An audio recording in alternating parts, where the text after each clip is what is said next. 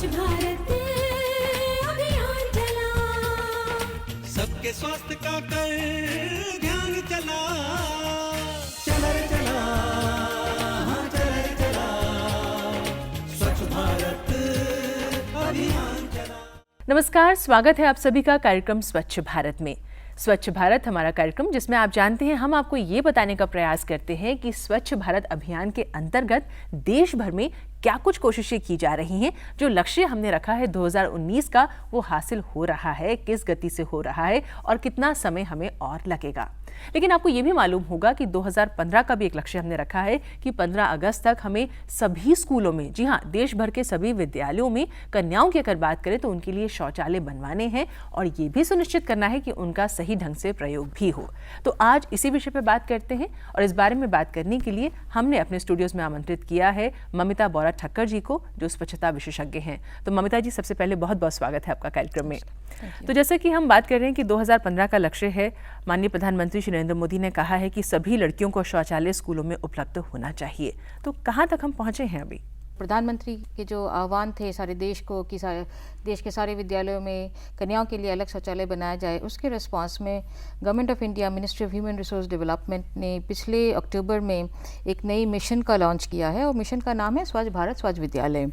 और स्वच्छ भारत स्वच्छ विद्यालय का तात्पर्य तो यही है कि एक विजन है वो जो सबको देना चाहती है मिनिस्ट्री, कि देश के हर एक विद्यालय में लगभग 14 लाख विद्यालय है, गवर्नमेंट स्कूल्स है, डाइस के डेटा के मुताबिक तो 14 लाख स्कूल है देश में। हर एक स्कूल में एक जेंडर सेग्रीगेटेड टॉयलेट हो, यानी कि लड़कियों के लिए अलग और लड़कों के लिए अलग शौचालय हो, उसमें हाथ धोने की व्यवस्था हो, हाइजीन के बिहेवियर चेंज प्रोग्राम्स हो, और साथ साथ में जितने शौचालय बने हैं, पहले ही बने हैं या तो नए बनने वाले हैं, उन सब में एक ऑपरेशन मेंटेनेंस सिस्टम हो स्कूलों में, जिसकी उसकी मरम्मत की जाए और उसको मेंटेन किया जाए, बच्चे उसको इस्तेमाल करें। और साथ साथ में जो विद्यालय के जो टीचर्स हैं, शिक्षक हैं या डिस्ट्रिक्ट एजुकेशन ऑफिसर्स हैं, उन सब की एक ट्रेनिंग और कैपेसिटी बिल्डिंग का एक प्रोग्राम हो। तो वो है इन अ नटशेल स्वच्छ भारत स्वच्छ विद्यालय का जो विजन। स्कूल्स की रिस्पॉन्सिबिलिटी की अगर बात करें तो वाकई स्कूल लेवल पे इस तरह की कोशिशें हो रही हैं कि ये देखा जाए कि बच्चे उसको यूज़ कर रहे हैं कि नहीं कर रहे हैं, और गर्ल चाइल्ड की अगर बात करें तो हाइजीन के लिए वो ख्याल रख रहे हैं कि नहीं रख रहे हैं? सरकार ने इस तरह इसके लिए प्रयास तो किया हुआ है, जैसे बहुत सारे कॉर्पोरेट्स अभी आगे आ रही है। CSR के तहत स्कूलों में टॉयलेट बनाया जा रहा है, हैंड वॉशिंग फैसिलिटीज़ बनाया जा रहा है और कुछ बिहेवियर चेंज के प्रोग्राम्स किए जा रहे हैं। लेकिन यहाँ जो मेजर चैलेंज और मेजर गैप है वो है बिहेवियर चेंज, कि ये सारे जो कंपनीज है या PSUs है, उनका काफ़ी हद तक फोकस मेरे समझ में ये है कि इंफ्रास्ट्रक्चर को प्रोवाइड करें। तो provision of infrastructure is not just enough, इसमें बिहेवियर चेंज का बहुत बड़ा हिस्सा, बहुत बड़ा फोकस होना चाहिए। बिल्कुल। और वही जो एक बड़ा ममता जो आप चैलेंज बोल रहे हैं, बिहेवियर चेंज की जो बात हो रही है, ये बहुत इंपॉर्टेंट इशू हो जाता है, क्योंकि हमने देखा है कि मोदी जी ने भी इस बात को कई बार कहा है कि अगर औरतों की हम बात करते हैं तो उनके सम्मान के लिए, उनकी सुरक्षा के लिए बेहद जरूरी है कि शौचालय उनको उपलब्ध हो। तो शुरुआत हमने स्कूल से करी है कि स्कूल्स में गर्ल्स को पहले टॉयलेट्स जो हैं प्रोवाइड किए जाएं। तो इस पर हम और बात करेंगे, लेकिन आपने एक बात और कही कि कितना काम हो गया ये नहीं देखना चाहिए, हमें कहाँ तक पहुँचना है, कोशिशें उस पर रहनी चाहिए। तो ये आपको दिखाने की हम कोशिश करते हैं कि देश में अलग अलग हिस्सों में किस तरह का काम चल रहा है। तो इसी कड़ी में सबसे पहले चलते हैं उड़ीसा के जसपुर और वहाँ देखते हैं स्वच्छता को लेकर लोग कितने सजग हो रहे हैं।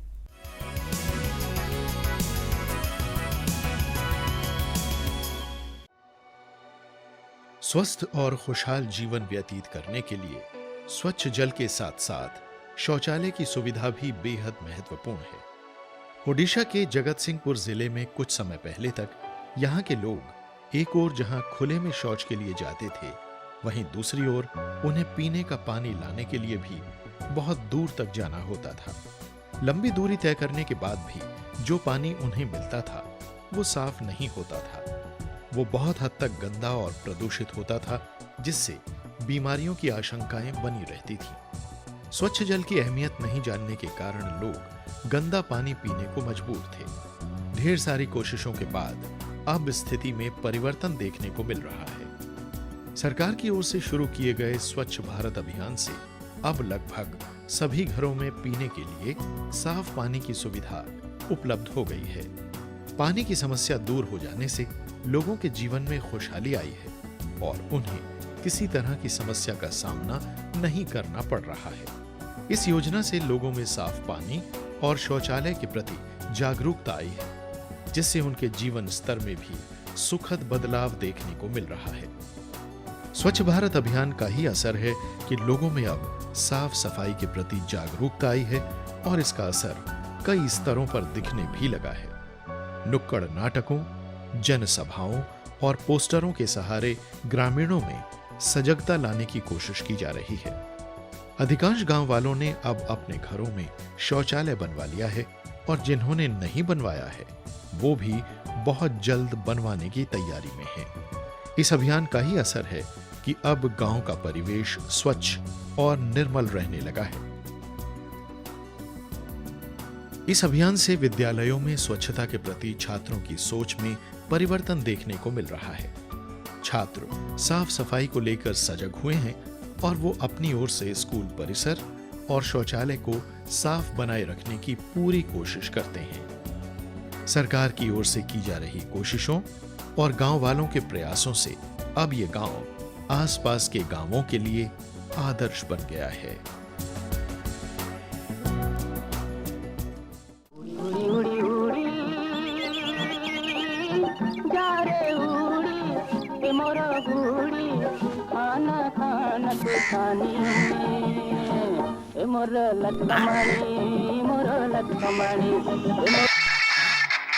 हेलो, दूरदर्शन स्वागत करता है।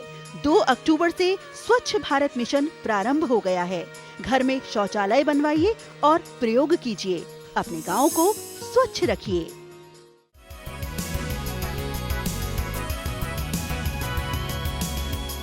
4 5 6 पंजे। दिमाग तो हवाई जहाज है तेरा। नाना राकेट। हाँ हाँ रॉकेट। राकेट जी कहाँ? अम्मा खेत में आई है। जा रख ले। मुन्नी बीमार जो होने वाली है। बीमार? खुले में शौच करेगी, उस पे मंडराएंगी मक्खियाँ। फिर वही मक्खियाँ तेरे बनाए खाने पर बैठ उसे दूषित करेंगी और मुन्नी को बीमार। घर में शौचालय बनवा और इस्तेमाल कर। स्वच्छ भारत मिशन, एक कदम स्वच्छता की ओर। जहाँ सोच वहाँ शौचालय।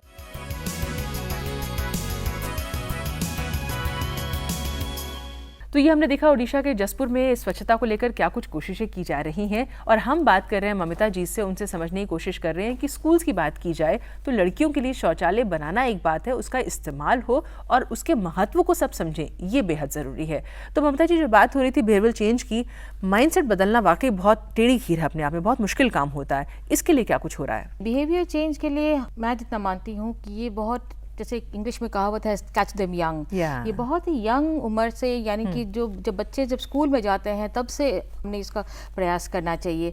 अब आज देश में ऐसा हो रहा है कि जब बच्चा जब जन्म लेता है तब इस माहौल में जन्म लेता है कि उसको हर पूरे माहौल में दिखता है कि लोग कोई खुले में शौच जा रहे हैं, कहीं पानी दूषित है, कहीं पानी मिल नहीं रहा है।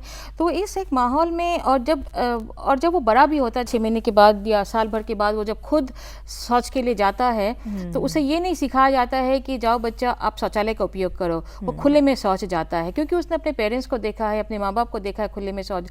उसके लिए एक आम बात हो गई, ये एक एक्सेप्टेड नॉर्म हो गया है कि हम खुले में शौच जा सकते हैं या बिना हाथ धोए हम खाना खा सकते हैं। जब तक उस बच्चे को ये नहीं समझ में आए कि खुले में शौच जाना गलत है या वो अपने सेहत के लिए हानिकारक है, या खाने के पहले हाथ धो के खाना चाहिए, शौच के बाद हाथ धोना चाहिए, तो जब तक ये उसे बहुत यंग उम्र से नहीं समझाया जा सकता है, दिया जाता है, तब वो काफ़ी देर हो चुका होता है। जब तक वो बड़ा हो जाता है तब वो बिहेवियर चेंज लाना बहुत मुश्किल होता है। जो बात आप कह रही हैं, इसमें एक चीज़ और समझने की, WHO की अगर बात करें तो उसकी एक रिपोर्ट आई जिसमें बताया कि अगर बाल मृत्यु दर की बात करें, यानी कि 5 वर्ष तक की उम्र के बच्चों की, तो उसमें ये भी देखा गया है, लड़कियां लड़के दोनों शामिल हैं इसमें, कि 20 लाख से ज़्यादा ये संख्या जाती है, जिसमें कि हैज़ा की वजह से, कॉलेरा की बात करें उसकी वजह से, डायरिया की वजह से बहुत सी मौतें होती हैं। तो हम कहीं ना कहीं ये माने कि हमें ये समझना होगा कि सोच बदलना ज़रूरी है। आप यूनिसेफ से जुड़ी हुई हैं, फील्ड में जाती रही हैं, किस तरह की दिक्कतें आती हैं लोगों की सोच बदलने में? हमारे देश में ये सबसे बड़ा चैलेंज है कि ओपन डिफिकेशन यानी खुले में शौच जाना एक एक्सेप्टेड सोशल नॉर्म है और ये सोशल नॉर्म को बदलना ही सबसे बड़ा चैलेंज है। बहुत से पत्र आते हैं जिसमें लोग ये पूछते हैं कि हम वॉलंटियर की तरह काम करना चाहते हैं, आप थोड़ा सा हमें मोटिवेट करें, गाइड करें कि हम लोगों को कैसे कन्विंस कर सकते हैं। तो आप उनसे कुछ कहना चाहें जो दर्शक इस समय देख रहे हैं और जो चाहते हैं कि वो जुड़े इस मिशन से, इस अभियान से, तो वो कैसे कोशिश कर सकते हैं? हमें एक प्रोसेस को समझना पड़ेगा कि किस तरह से हम कम्युनिटी में उसको ट्रिगर कर सके। ट्रिगर करने के अपने अपने प्रोसेसेस होते हैं, जैसे अलग अलग टेक्निक्स हम बोलते हैं, जैसे उनको उस पूरे कम्युनिटी को हम ले जाते हैं उस जगह जहाँ लोग खुले में शौच जाते हैं। तो लोग जब अपनी शौच, अपने फीसस देखते हैं तो उनको एक, उनके जहन में एक घृणा जैसी आ जाती है। तो वहाँ हम, अगर आपको टेक्निक की बात करें तो हम एक स्टिक उसमें डालते हैं, एक लकड़ी उसमें डालते हैं और एक ग्लास के पानी में हम घोलते हैं और बोलते हैं आप ये पी जाइए। तो उनको एक घृणा सी हो जाती है, वो बोलते नहीं ये तो पानी हम नहीं पी सकते हैं। क्यों नहीं पी सकते हो? नहीं, इसमें तो हमारे फीसस हैं, हमने जो हमारे मल हैं, तो ठीक है, पर यही मल तो जो मक्खी बैठती है उसमें यही मल लेके आपके खाने में जाती है, तो वो खाना आप कैसे खा सकते हो, खाते हो। तो इस तरह से छोटे छोटे टेक्निक्स होते हैं। तो that is one part of the story. साथ साथ में ये सिर्फ घृणा वाली बात नहीं है। आज हम ये बात कर रहे हैं कि जब शौचालय लोगों के बने उसमें एक सेंस ऑफ प्राइड भी साथ साथ में हो। तो ये ममता जी बहुत अच्छी बात आपने की, सेंस ऑफ प्राइड की जब बात आती है तो ये हम सबको बहुत अच्छा लगता है सोच के कि हमारे यहाँ इतनी सुंदर जगहें देखने के लिए कि कोई भी देखे तो बहुत खूबसूरती जो है वो बिखरी हुई है। हम फिलहाल आपको लेकर चलते हैं त्रिपुरा के अगरतला और वहाँ पर देखते हैं कि सौंदर्य तो है ही प्राकृतिक, लेकिन स्वच्छता को लेकर किस तरह की कोशिशें चल रही हैं, आइए देखते हैं।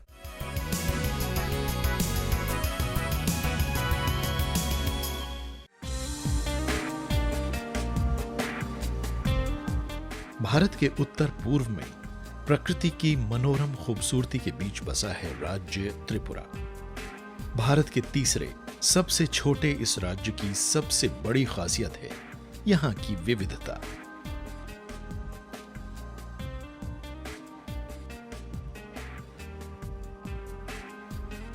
यहां का सुंदर मनमोहक वातावरण हम सबको अपनी ओर आकर्षित करता है। स्वच्छ भारत अभियान का असर यहां साफ तौर पर देखने को मिल रहा है।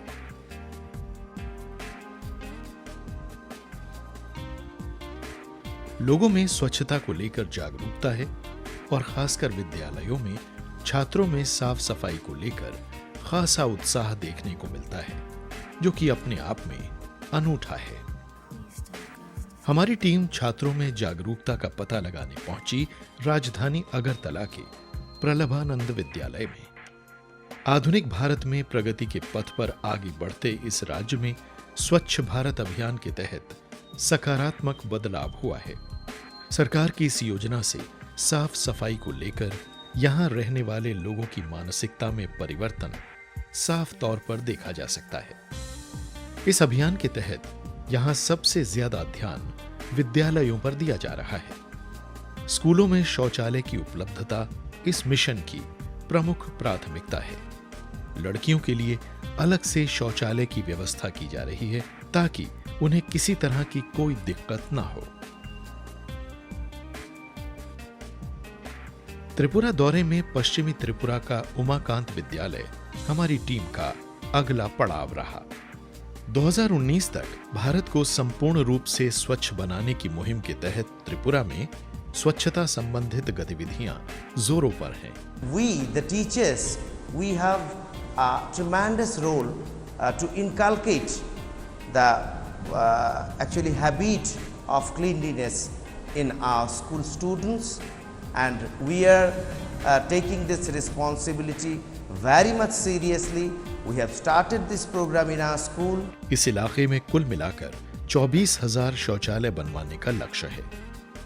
प्रधानमंत्री नरेंद्र मोदी के आह्वान पर यहां सभी स्कूलों में छात्र और छात्राओं के लिए अलग अलग शौचालय बनवाने का कार्य प्रगति पर है। We are taking the oath that we will keep our school clean. We should make our home, school and environment clean. Cleanliness is our habit, so we will not litter here and there. We will use toilets and lavatory. Come. Let us clean our home, schools, offices, mills, factories, railway stations, hospitals, markets, streets, roads, clean. Tripura के इन हिस्सों में लोगों के जीवन को संवारने में ये अभियान अहम साबित हो रहा है। स्वच्छ भारत अभियान में विशेष तरह के लोगों के लिए भी शहर के अन्य हिस्सों के साथ साथ विद्यालय में भी विशेष प्रकार के शौचालय की व्यवस्था की गई है।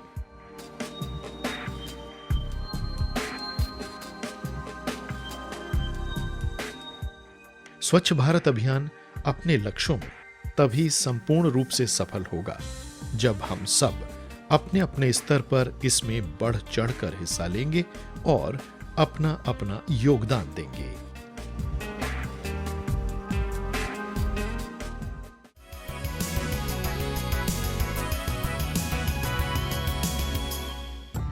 वो क्या है जो हम सबको प्रेरित करता रहा हिंसा के बिना स्वाधीनता के लिए लड़ने को? वो क्या है जो राष्ट्रीय दल को चालित करता है कट्टर विरोधी पर काबू पाने को? वो क्या है जो भारत के जन जन से इतनी मेहनत करवाता है आर्थिक प्रगति के लिए, प्रतिबद्धता और हमारे देश का गौरव? भारत एक और ऐतिहासिक उपलब्धि के लिए तैयार है, खुले में शौच का समापन। भारत को एक स्वच्छ और खुशहाल देश बनाने में मदद करें, ये हमारे हाथ में है। स्वच्छ भारत मिशन, एक कदम स्वच्छता की ओर। तो ममता जी, जैसा कि अभी हमने अगरतला की भी ये देखी रिपोर्ट, बहुत अच्छा लगता है देख के कि काम तो हो रहा है देश भर में। हम जो बात कर रहे थे यहाँ पर माइंडसेट की, जो एक बिहेवियरल चेंज की बात हो रही थी, तो आपको लगता है कि वाकई इम्प्लीमेंटेशन की जब बात आती है, आपने कहा कि बहुत से अलग अलग एरियाज़ के लोग जो है इसमें इन्वॉल्व हो रहे हैं, कुछ एक ब्लॉक्स उन्होंने ले लिए हैं कि हम देखेंगे इसको, लेकिन फिर भी हमें लगता है कि उतना लोग नहीं समझ पा रहे हैं। एक तो सबसे पहली बात तो है कि जो इंस्टीट्यूशनल डिलीवरी स्ट्रक्चर है हमारे देश में, यानी कि मिनिस्ट्रीज़ है, लाइन डिपार्टमेंट्स है, उनकी जो कैपेसिटीज़ है वो बिल्ड करना बहुत ज़रूरी है। उनकी capacities to visualise a programme, उनकी जो फंड खर्च करने की कैपेसिटी है वो भी हमको लगता है लिमिटेड है, क्योंकि साल भर के आखिरी में आप देखते हैं कि जो बजट्स आए थे वो वापस चले गए हैं ट्रेजरी में। तो ये एक इशू है कि सही टाइम पे बजट रिलीज़ नहीं होता है, सही टाइम पे बजट इस्तेमाल नहीं हो पाता, क्योंकि डिले हो जाता है बजट्स में, तो डिले वो इस्तेमाल भी डिले हो जाता है, और कम समय में ज़्यादा बजट यूटिलाइज करने के चक्कर में काम में कॉम्प्रोमाइज़ भी होता है। तो that is another issue. School level की बात करते हैं और ये कम्युनिटी लेवल की बात करते हैं, वहाँ हमें लोकल चैंपियंस आइडेंटिफाई करने की बहुत ज़रूरत है। वो लोकल चैंपियन जो वो बदलाव जो हम चाहते हैं, वो भले डिस्ट्रिक्ट लेवल के हों या स्कूल लेवल के हो या कम्युनिटी लेवल के, वो लोकल चैंपियंस की भी कैपेसिटी बिल्ड करने की ज़रूरत है, और वो लोकल चैंपियंस आइडेंटिफाई करने की भी ज़रूरत है। तो that is one. And third one, जो हम विजुअलाइज कर रहे हैं कि प्रोग्राम के आउटकम्स हम ना सिर्फ नंबर्स मॉनिटर करें, मॉनिटरिंग सिस्टम को स्ट्रेंथन करने की ज़रूरत है। हाँ, ना सिर्फ नंबर्स मॉनिटर करें, जैसे आपने स्कूल टॉयलेट्स की बात की, अगस्त 14 को हमें ये नहीं देखना चाहिए कि कितने टॉयलेट्स बने, that is just one part of the story. हमें ये देखना है कि कितने बच्चे इस्तेमाल करते हैं, कितनों में हैंड वॉशिंग बिहेवियर्स में बदलाव आया है, किस तरह के प्रोग्राम्स इम्प्लीमेंट हुए हैं, और उसके लिए हम बेंचमार्किंग की बात कर रहे हैं। जी, तो बेंचमार्किंग की जब आप बात करते हैं, कुछ हमने देखा कुछ गाँव को अवार्ड देके भी इनकरेज करने कोशिश की गई ताकि और लोग भी मोटिवेट हों, तो इस तरह की कुछ कोशिशें भी चल रही हैं। जैसे बेंचमार्किंग की बात करते हैं तो वेस्ट बंगाल में निर्मल विद्यालय पुरस्कार का आपने सुना होगा। निर्मल विद्यालय पुरस्कार का ऐसा प्रोग्राम है जिसकी वजह से it has been one mobilising factor. वो सब पूरे डिपार्टमेंट को, लोगों को, बच्चों को, टीचर्स को एक साथ जुड़ा हुआ है निर्मल विद्यालय पुरस्कार। और वो कॉन्सेप्ट ऐसा है कि वेस्ट बंगाल में जितने भी स्कूल्स, आई थिंक करीब 50-60 हज़ार करीब होंगे वो स्कूल, वो सारे स्कूल्स को एक वॉश के क्राइटेरिया पे, वाटर सैनिटेशन हाइजीन के क्राइटेरिया पे मार्किंग किया जा रहा है, रेटिंग किया जा रहा है, और वो और आखिरी में उनको एक अवार्ड दिया जाता है। और वो अवार्ड उनको जो फाइनेंशियल अवार्ड है उसका शायद अट्रैक्शन कम है जितना कि एक जो प्राइड एंड ऑनर की जो बात एक्नॉलेज किया जाता है। दैट इज समथिंग हम जो है वो नेशनल लेवल में कॉन्सेप्ट को एक्सट्रापोलेट करने की बात कर रहे हैं। मिनिस्ट्री से बातें हो रही है कि हम क्यों ना देश के जो 14 लाख स्कूल्स है उनको वाटर सैनिटेशन हाइजीन के क्राइटेरिया में रेट करें। और आपने अभी वेस्ट बंगाल की बात की, तो हम तो कहते हैं पूरे देश भर में कोशिशें हो रही हैं। तो आइए आपको लेकर चलते हैं गुजरात के लीलापुर, और वहां पर देखते हैं स्वच्छ भारत अभियान के अंतर्गत क्या कुछ काम चल रहा है।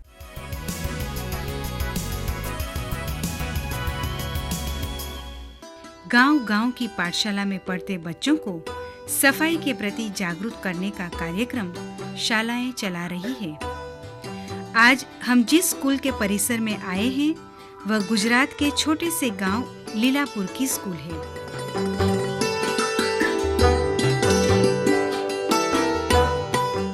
इस स्कूल में गांव के उपरांत आसपास के गांव के बच्चे पढ़ते हैं। घर की सफाई से पहले स्वयं की सफाई जरूरी है। साफ सुथरेपन की समझ बचपन से होनी चाहिए। स्कूल मास्टर विपुल पटेल बताते हैं कि सबसे महत्वपूर्ण बात है कि कीटाणु सबसे ज्यादा हवा में होते हैं, उतनी ही मात्रा में मिट्टी में भी हैं। बच्चे मिट्टी में खेलते रहते हैं, जिसको लेकर खासकर बच्चों को खेलने के बाद साबुन से हाथ धोने के लिए ज्यादा सूचित किया जाता है। इसके बारे में उसे समझाया जाता है। सजाग बनाने के लिए उन्हें इन सारी बातों की जानकारी क्लासरूम में ही दी जाती है। उपरांत उनके साथ सामूहिक चर्चा की जाती है और इस तरह स्वच्छता के प्रति जागृत बने ऐसी कोशिश की जाती है। स्कूल में पढ़ते बच्चे ऐसे माँ बाप के बच्चे हैं जो दिन भर मजदूरी करते हैं, दिहाड़ी करते हैं, सूरज निकलते ही खेतों में चले जाते हैं। ऐसे में कई लड़कियां बिना बाल बनाए स्कूल चली आती है। स्कूल की शिक्षिकाएं अध्यापन कार्य शुरू करने से पहले बाल बनाती है, साथ ही साथ बालों की सफाई का महत्व भी समझाती है। आचार्य एक महिला होने के कारण बालों की सफाई का महत्व समझती है। उन्होंने स्कूल में ही तेल, कंघी जैसे सामान की सुविधाएं रखी है। हर स्कूल में मध्याह्न भोजन दिया जाता है। स्कूल में ही नहीं, घर में भी भोजन से पहले और भोजन के बाद भी साबुन से हाथ धोना जरूरी है। सफाई का पहला पाठ पाठशाला में ही सिखाया जाता है। सफाई केवल सुंदरता के लिए नहीं करनी है, परंतु स्वास्थ्य के लिए भी बेहद जरूरी है। बालों में तेल डालकर बाल बनाना, गंदगी से बचना, शौचालय के बाद हाथ धोना वगैरह के प्रति बच्चों में जागरूकता आए। पढ़ाई के साथ साथ पर्यावरण और स्वयं की सफाई के पाठ भी सिखाए जाते हैं। हमारे बच्चों में ऐसा भी होता है कि घर में कोई बाल बनाने वाला नहीं होता, तो हमारी शिक्षिका बहनें अपने वर्ग में जो बच्चे सिर में तेल डाले बिना आए हैं, तो हमारी बहनें उनके बाल बनाती हैं। हर वर्ग में मैंने तेल, कंघी दे रखा है, इसलिए सभी बच्चे साफ स्वच्छ रहे, ऐसा हमारा आग्रह है। बच्चे उड़ते फुदकते पतंगे जैसे होते हैं। घर हो या स्कूल, मिट्टी में खेलना उन्हें मजा आता है। स्कूल में मैदान में मास ड्रिल खेल के लिए शिक्षक जब ले जाते हैं, उस दौरान शरीर मिट्टी से सन जाता है। स्नान करने से बदन की मिट्टी तो धुल जाती है, परंतु बड़े नाखूनों में फंसी मिट्टी साफ नहीं होती। जब हम खाना खाते हैं तब यह फंसी मिट्टी द्वारा कीटाणु हमारे पेट में जाते हैं और हम बीमार होते हैं। इसलिए समय समय पर नाखूनों को काटना चाहिए।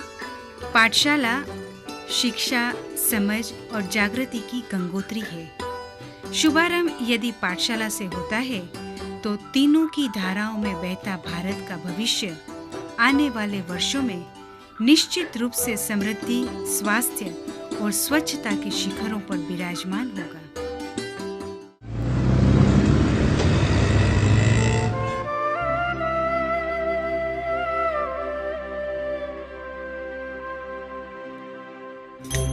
वैष्णव जन तो तेरे कहिए जे पीड़ पराई। स्वच्छ भारत, सुंदर भारत।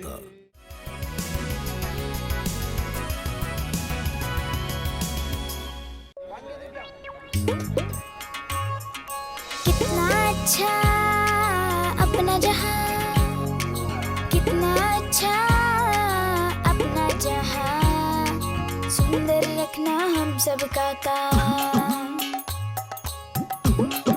देखो कितना आसान है अपने गांव, अपने देश, बच्चों का मल गड्ढे या शौचालय में ही डालना। स्वच्छ भारत मिशन, एक कदम स्वच्छता की ओर। नीचे काकी, घर में शौचालय कहाँ है?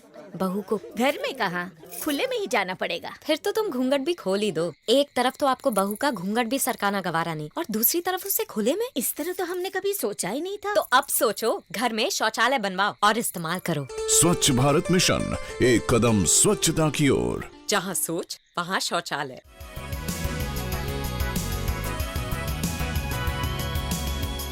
तो लौटते हैं गुजरात के लीलापुर से और ममता जी से समझते हैं। ममता जी, एक बात और आपसे समझनी है कि स्कूल्स की बार बार बात हो रही है, गर्ल चाइल्ड की जब हम बात करते हैं कि लड़कियों के लिए, गर्ल्स के लिए शौचालय होना बहुत ज़रूरी है, और हम ये मान भी लेते हैं कि लड़कियां वहाँ पर उसको इस्तेमाल कर रही हैं, हाइजीन का स्कूल में ख्याल रख रही हैं।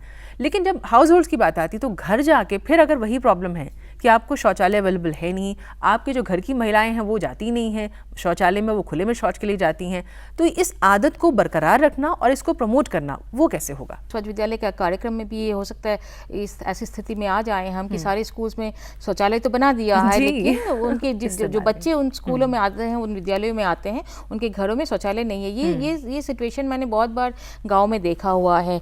बच्चे जो स्कूल में आते हैं वो एक अच्छा माध्यम बन सकते हैं कम्युनिटी अपने पेरेंट्स के विचारधारा को बदलने में। प्रोग्राम जो नेपाल और कुछ अफ्रीकन कंट्रीज में बहुत सक्सेसफुल हुआ है, हम भी इस देश में, हमने भारत में भी कुछ स्टेट्स में हमने शुरू किया है। तो ममता जी, बस चलते चलते आपसे पूछना चाहेंगे कि अब जो काम हो रहा है, जो महिलाएं इस समय आपको सुन रही हैं, उनसे आप कुछ कहना चाहेंगे कि वो किस तरह से इस मानसिकता को बदलें, बहुत संक्षेप में? मैं तो यही कहना चाहूँगी कि देखिए, जो शौचालय है वो महिलाओं के सिर्फ हेल्थ रिलेटेड या स्वास्थ्य रिलेटेड बदलाव नहीं लाता है, लेकिन अपनी मर्यादा और अपने जो प्राइड है, जो ये भी बहुत इम्पॉर्टेंट है। मेन फोक है वो तो बाहर जाते रहे हैं, जा रहे हैं, बट हमें अगर सुबह के बदले हम शाम तक के, रात तक के हमको रुकना पड़े कि हम शौचालय का उपयोग करें, और हमें उसमें काफ़ी हद तक तकलीफ़ें होती है, और वो अगर हमें फेस करना पड़े तो कहीं ना कहीं हमको लगता है कि ये बदलाव आना बहुत ज़रूरी है। तो ममता जी, बहुत बहुत धन्यवाद, आप कार्यक्रम में आई, इतनी अच्छी जानकारी आपने हमें दी।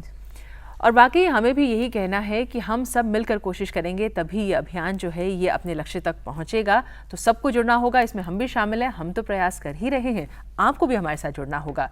और अगर कार्यक्रम के विषय में आप कुछ कहना चाहते हैं तो हमारा पता वही है, स्वच्छ भारत, कमरा नंबर 625, दूरदर्शन केंद्र, दूरदर्शन भवन, फेज 2, मंडी हाउस, कॉपरनिकस मार्ग, नई दिल्ली 110001। ईमेल करना चाहते हैं तो हमारा एड्रेस है sp@ddkdelhi.org.in।